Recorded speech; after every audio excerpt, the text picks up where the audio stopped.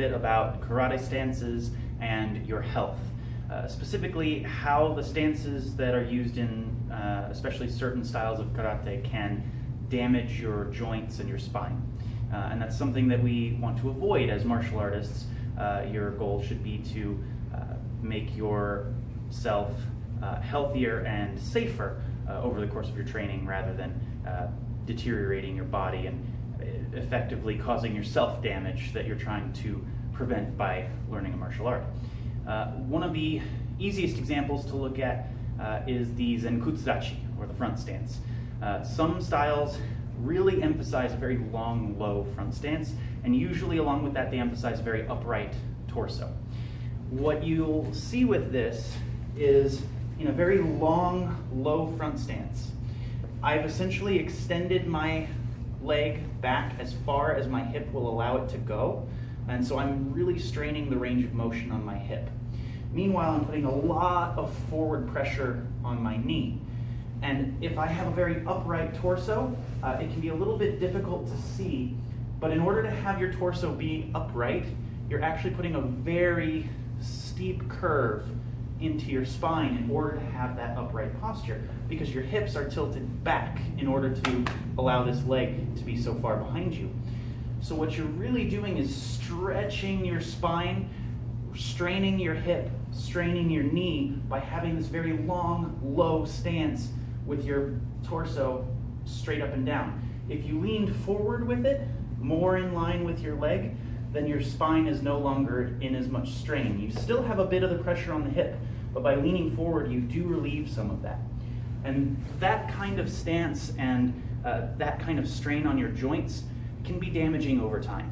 If you look at a lot of older martial artists who practice with those long stances, a lot of them have more hip and knee issues and back issues than, say, older martial artists whose front stance looks more like this more upright, shorter stance with a slight forward lean to it is a more natural position for all those joints and for your spine, so it doesn't put as much strain on them. Another one to consider is Kiba. Now, in the style of Shorin-ryu that I practice, we do not have Kiba, which is a horse stance. In some styles they do. And in general, the Kiba is toes forward, knees bent, and pulled out over the feet this way. We have Shikodachi, where your toes are pointed out at angles this way. Now, the biggest difference that makes is by having your toes point forward, you're twisting the bones in the lower leg, and you're putting a lot of pressure now on your ankles outward this way in order to have that straightforward foot position. You're ending up putting a lot of weight on the edges of your feet, and you're trying to push your knees out over them. So by doing that, you're now putting a lot of strain on the sides of your knees to try and get them into a somewhat awkward position, because they're no longer tracking over your toes. If you look at pretty much any sports science, they will tell you that your knee needs to track over your toes in order for you to be safe and healthy when performing any sort of exercise. Whether that's squats, whether that's sprints, whether that's stances. If you have your toes pointed forward like that and try and do that deep, low Kiba-dachi, it puts a lot of strain on your ankles and knees. The Shikodachi, on the other hand, which has this toes out position, because of that position, your knees are tracking over your toes now. Because what you end up having is your thigh, your femur, is pointing in the exact same direction as your toes. So now you're in a much more healthy position for all of your joints.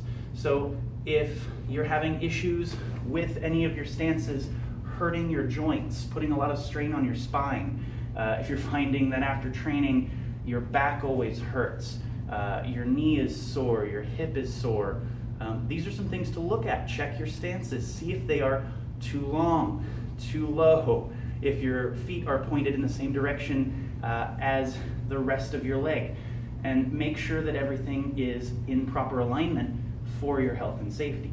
It's fine to try and do things the formal, traditional correct way, but it's important to adapt it to your body so that you don't get injured and so that you can maintain your health. Karate is supposed to be a lifelong practice, and if we all destroy our body in the process of training, then it's hard to do for a lifetime. It's one thing if you're an active competitor. If you look at most competitive sports, because of the level of intensity that they have to train at, they make sacrifices to their body in order to do that. And you'll see those competitive fighters in martial arts have knee issues and have hip and back and shoulder issues, all these different problems that come from that intense, high contact, high intensity training. And that's a trade-off that they choose to make, and that's a trade-off that I've made in my training as well.